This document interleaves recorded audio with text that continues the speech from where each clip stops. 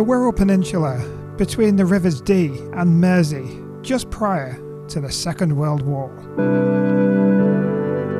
Apart from the industrial strip on the eastern side of the peninsula between Wallasey and Birkenhead and Tranmere, most of the Wirral Peninsula was rural, with scattered villages throughout.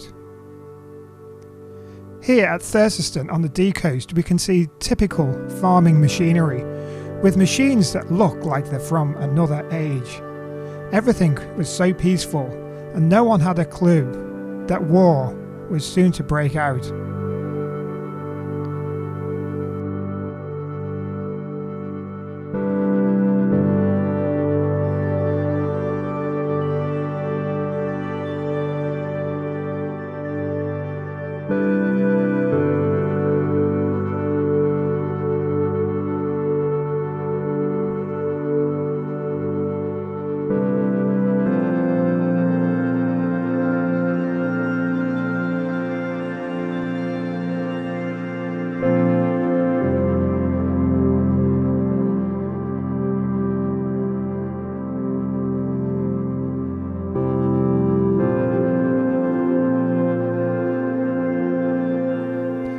Look at this guard on the Hooton to West Kirby Railway.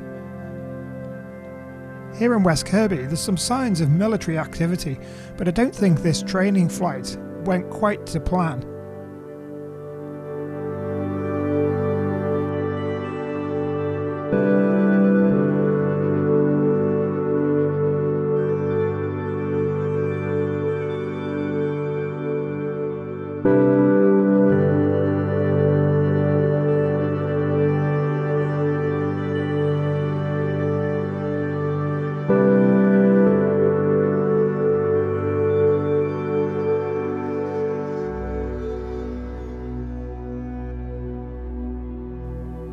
Here on the east coast on the River Mersey is the Ark Royal built at Camelaird shipyards.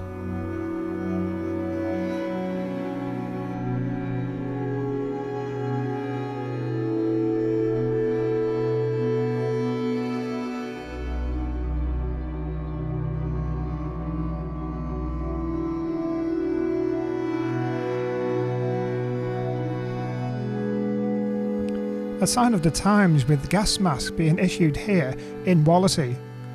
Being used with devastating effect in the First World War, this threat was a real possibility, so every precautions were taken.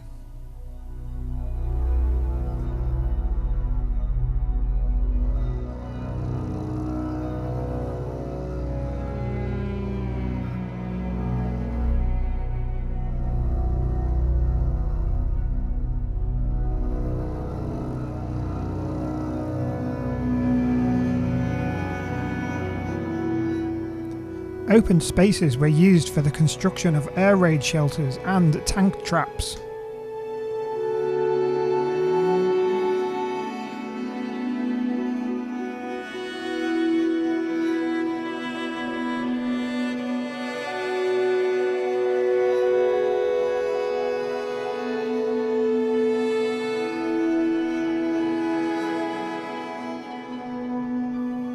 The barrage balloons designed to deter enemy aircraft from flying at low altitude were now a common sight,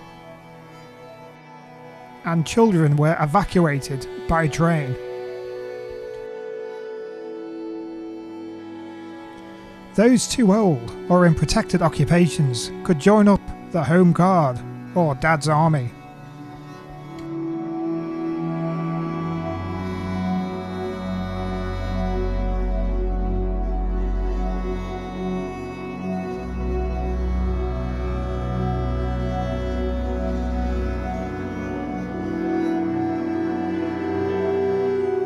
Here, the Home Guard are taking part in a training session.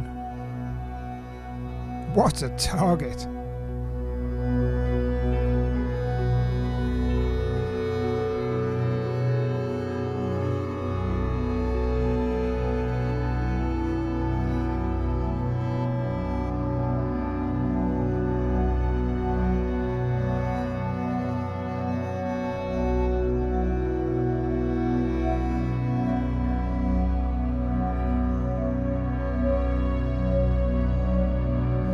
If not the Home Guard, you could have been part of the Civil Defence. Here they are having an exercise at the Red Noses in New Brighton.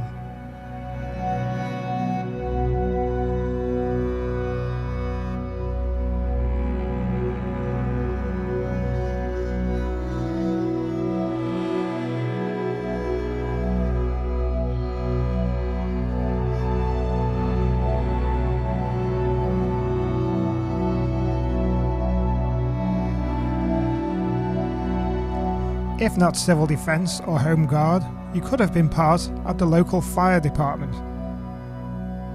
All of these were well stretched during the war years.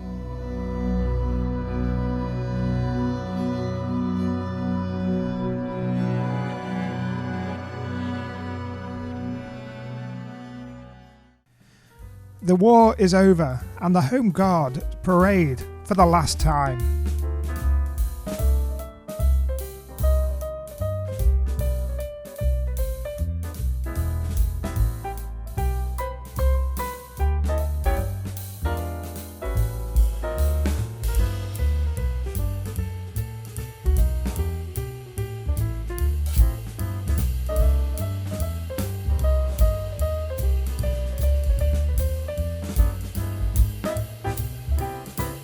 We thank Captain Mannering and Sergeant Wilson and the rest of the boys for keeping the Wirral safe during those war years.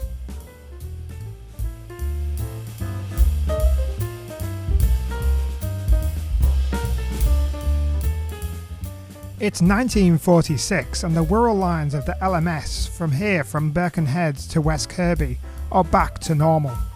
These services did continue during the war, where during the blackouts the contact between the electric rail and the metal contacts on the train could be seen for miles. The line was electrified just 18 months before the war. Many of these stations were still quite new, and they commuted people from the Wirral to Liverpool each day.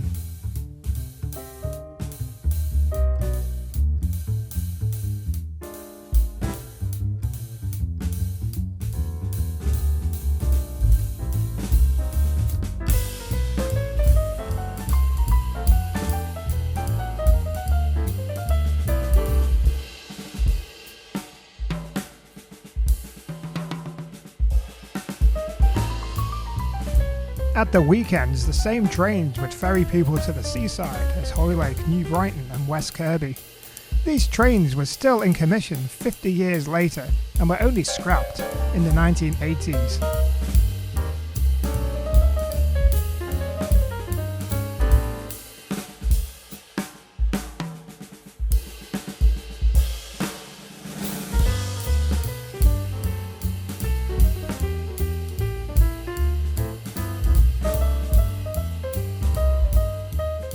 The signalman on the old Hooton to West Kirby line. Here at Thurston Station, he gives the token out to the driver. As it's single track, only one train can enter this single track at one time. Notice the Great Western engine.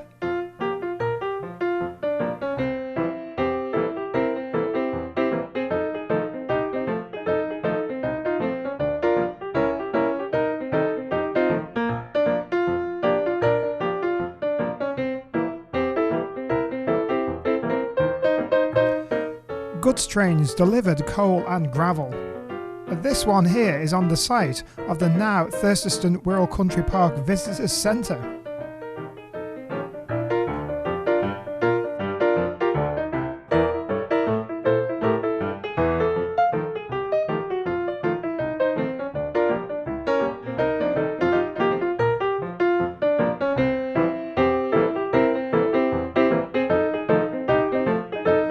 The bomb-damaged Ritz Theatre in Birkenhead reopened in 1947.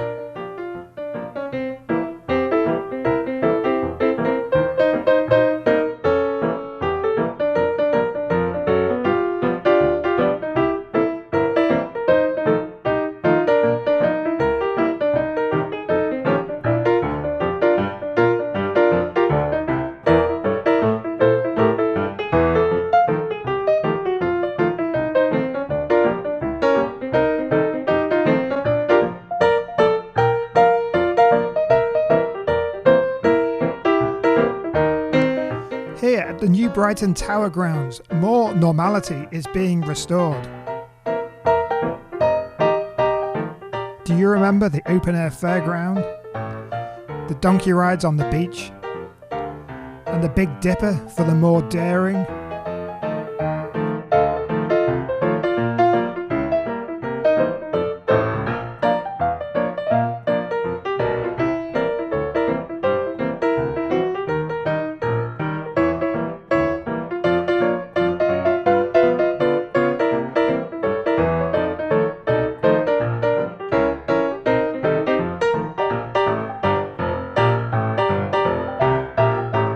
Or how about roller skating on the rink?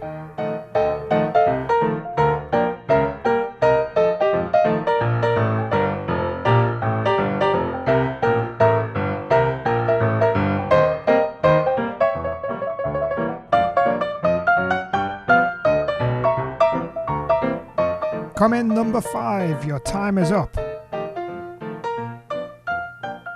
Look there at the miniature railway which ran alongside the promenade.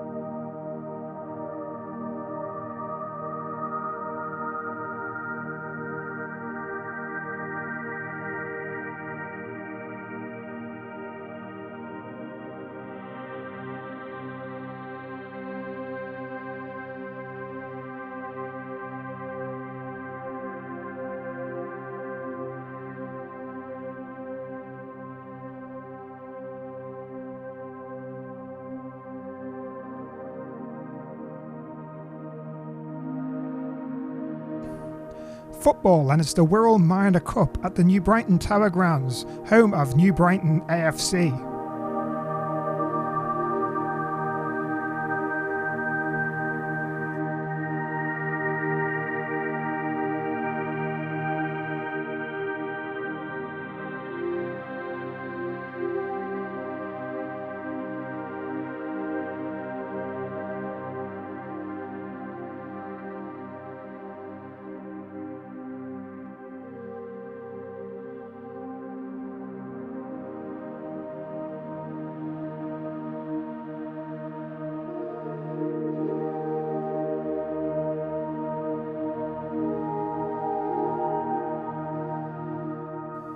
On the other side of the peninsula, it's the Heswall Horse Show. Here, held in 1946, it was held on the land just by the Devon Doorway and the Glegg Arms.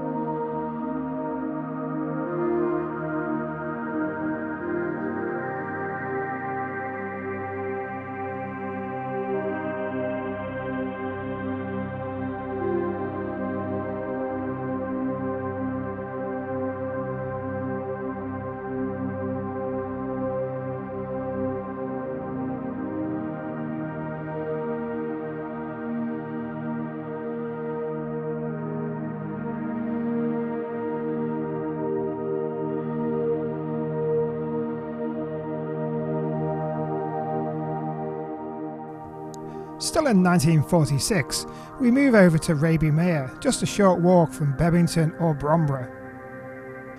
As well as boat hire, there's a fairground for children and a cafe.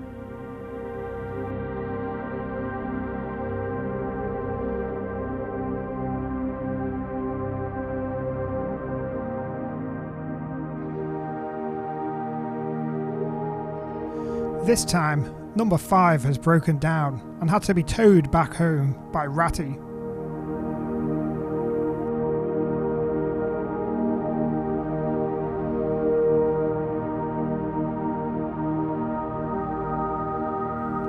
The windmills of the Wirral. Bidston, it's still here. Gayton. The Capenhurst windmill. Williston, which is now a house.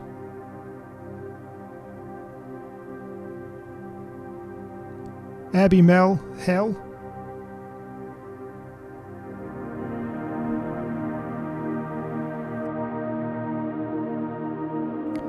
It's Park Gate and Park Gate Shrimp. Except for fashion and all the cars, nothing much has changed at Park Gate over the years.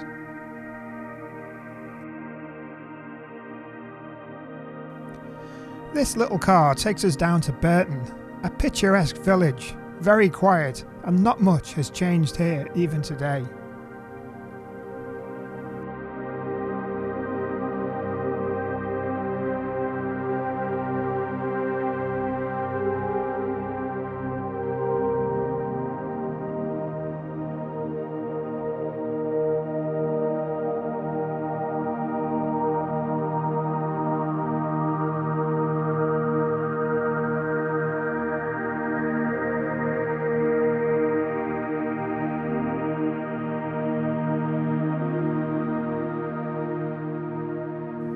At the same time, Port Sunlight Village was an equally quiet village, built for the workers at Lord Leverhulme's Lever Brothers factory.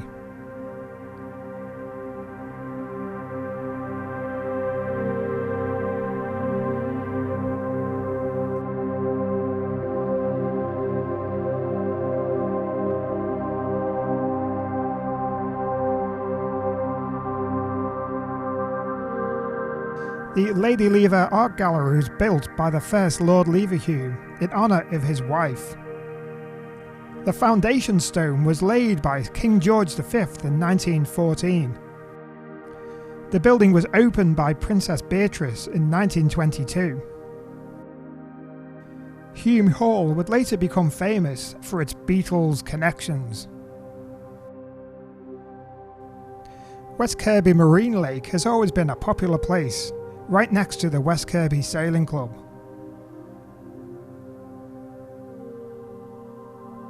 But in 1950, the lake was half of its present size.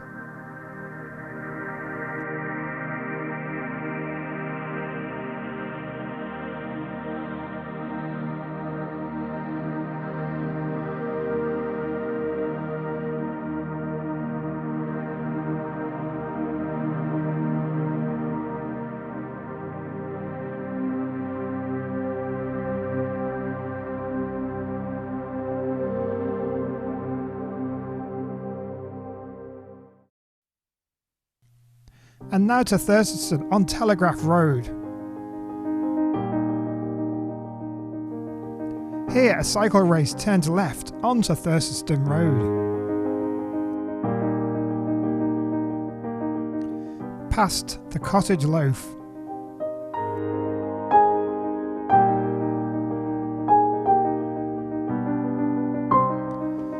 This is Arrow Park Gates on the left. And passing up towards the future site of Arrow Park Hospital.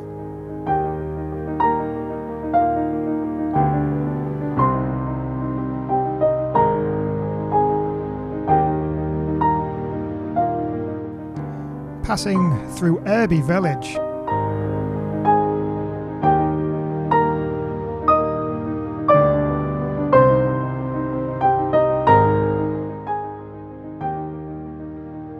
Black Horse Hill is steep.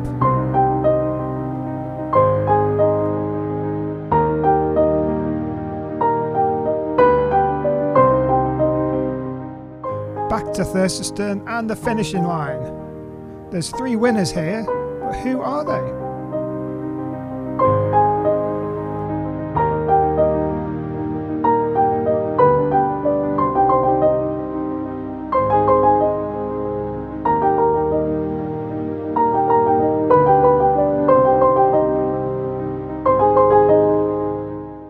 The Wirral Archers are playing for the Wirral Horn.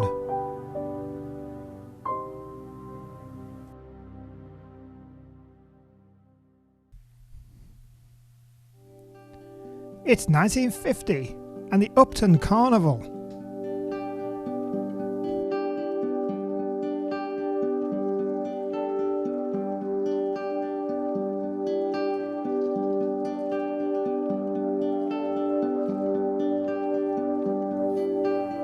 The Mayor of Birkenhead gave his approval with the athletics and the funfair games.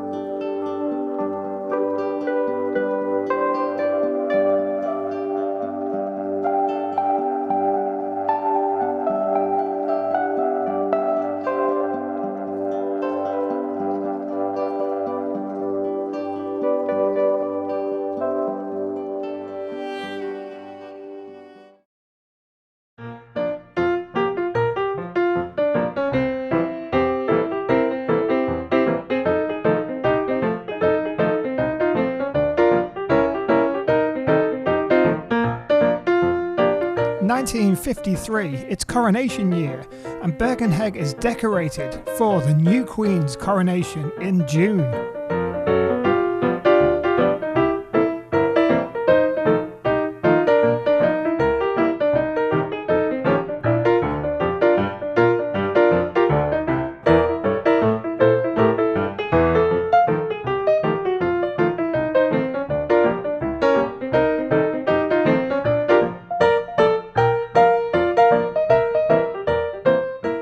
The royal train arrives at Wallasey Grove Road station for a royal visit in Wallasey and Birkenhead.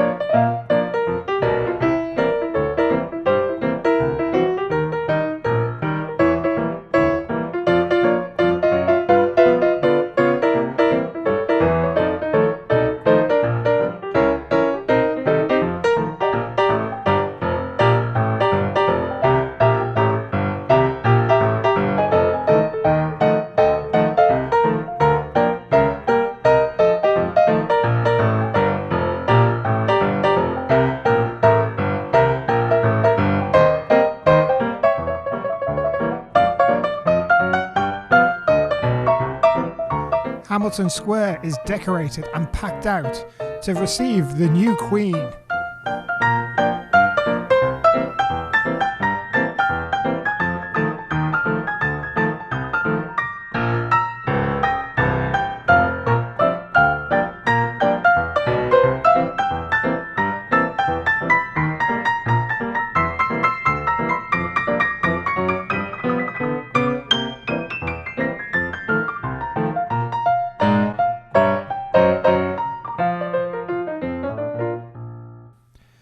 Birkenhead in the 1950s. The canopy is part of the Argyle Theatre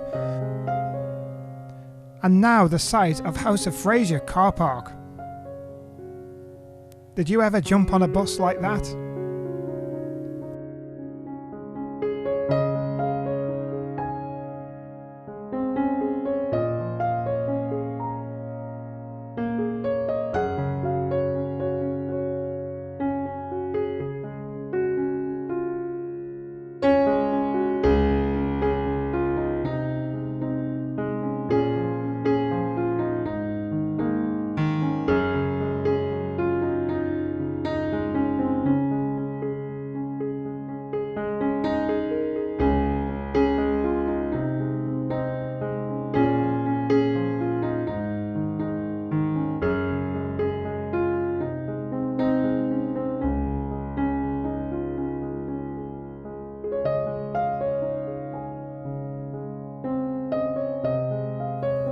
Grange Road.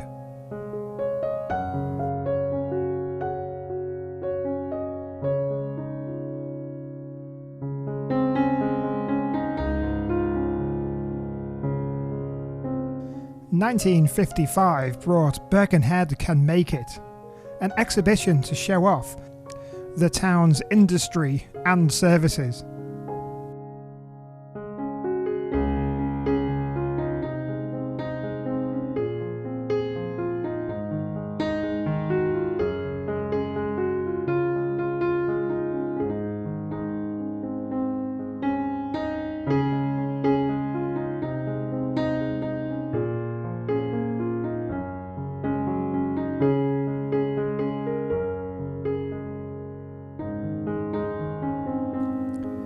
A household telephone was a rarity, but Rushworths and Draper had a store in Grange Road.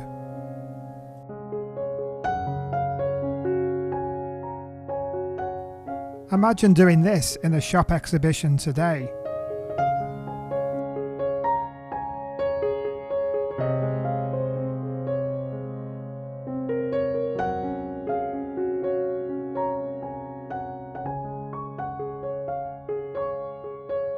Birkenhead Corporation ferries, and this model landing stage.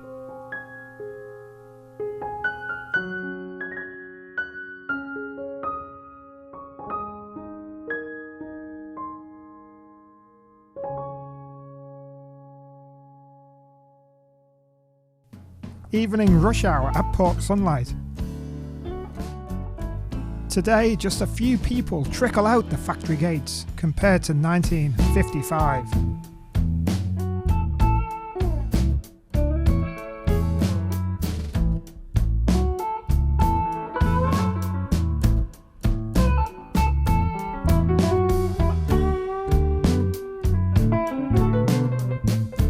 The Boys Brigade outside St Andrew's Church in Bebington for Remembrance Sunday.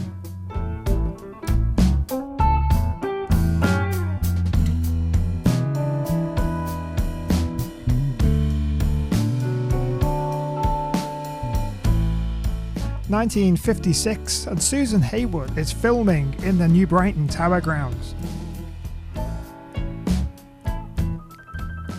The film, I Thank a Fool.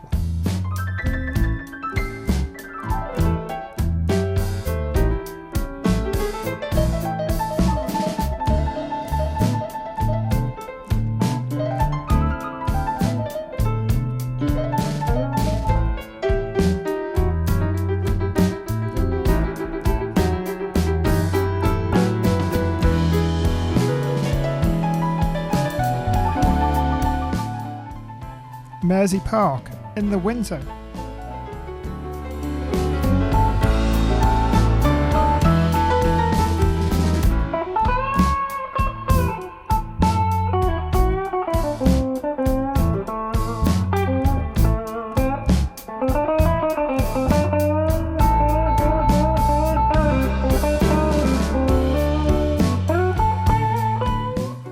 Back to summer and its new ferry baths outdoor.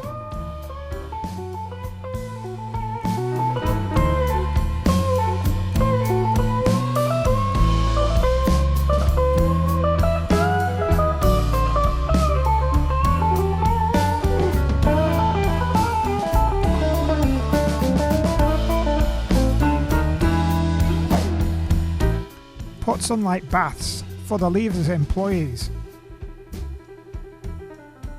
Interesting, this was heated by steam from the factory.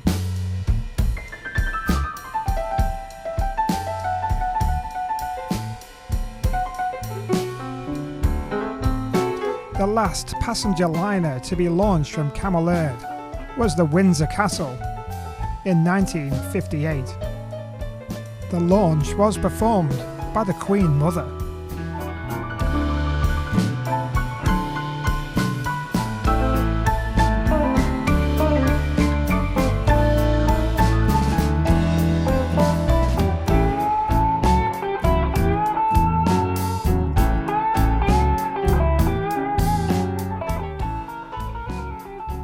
The Queen Mother got a bit of a splash.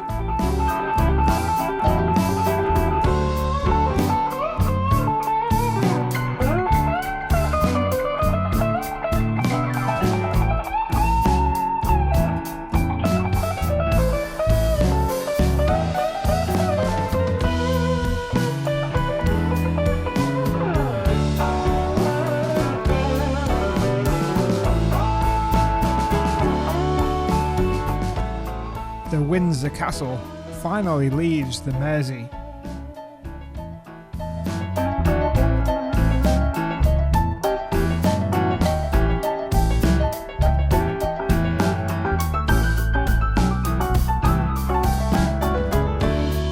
It's 1959 and we go back to New Brighton by the pier. Look how crowded and popular that it is. Something for all the family. But beauty contents were a popular thing of many seaside resorts, and New Brighton was the pinnacle.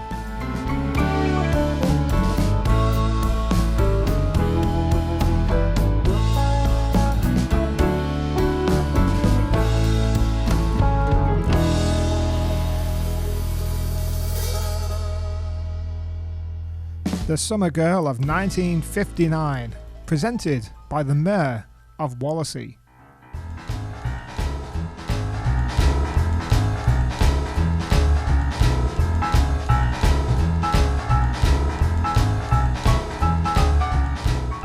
And of course, Starlet of 59. The finale was Miss New Brighton 1959. With stars of showbiz on the judging panel. And the winner was declared.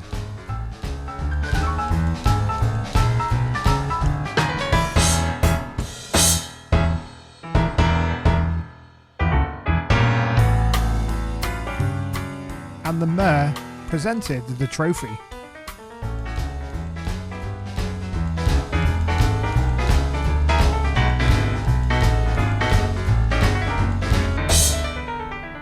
The Floral Pavilion Theatre was an integral part of the New Brighton scene, with every conceivable act performing there.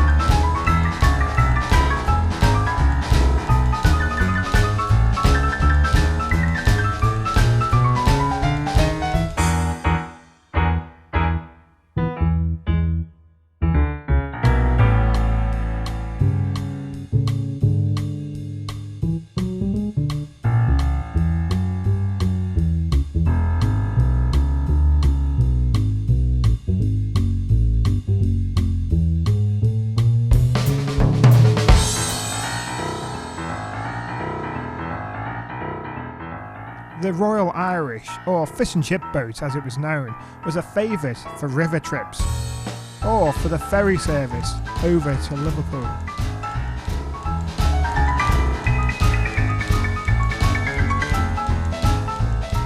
This boat was lost in 1993 and is currently in London. But the loss of the pier at New Brighton ended the ferry service to Liverpool.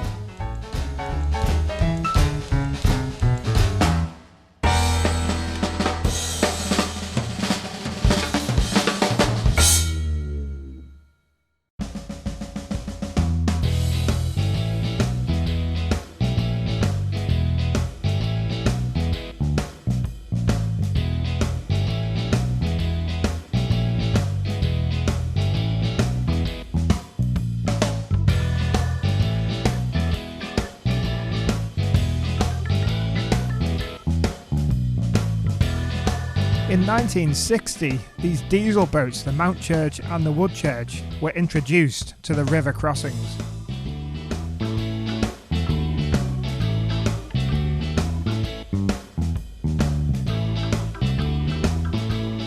And the up-deck walk continued on these new boats, a favourite pastime for commuters from the Wirral to Liverpool.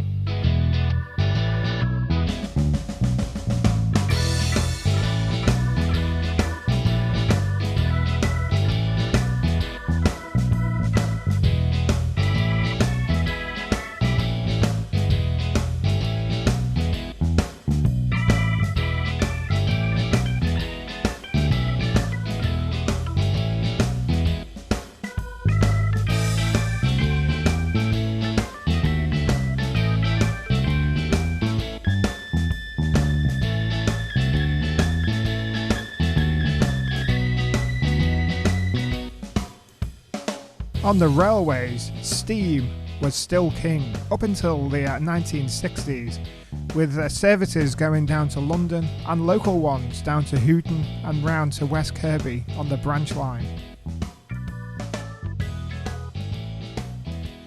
And plenty of goods trains to and from Birkenhead docks.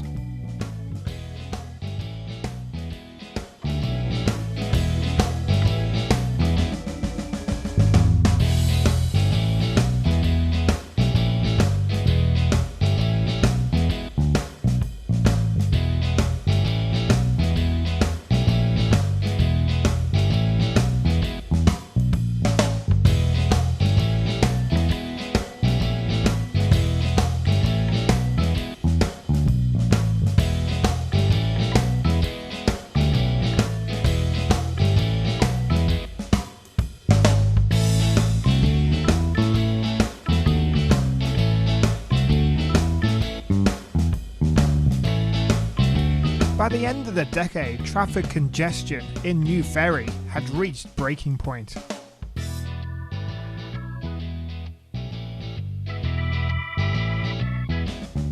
And a new Ferry bypass had started on construction.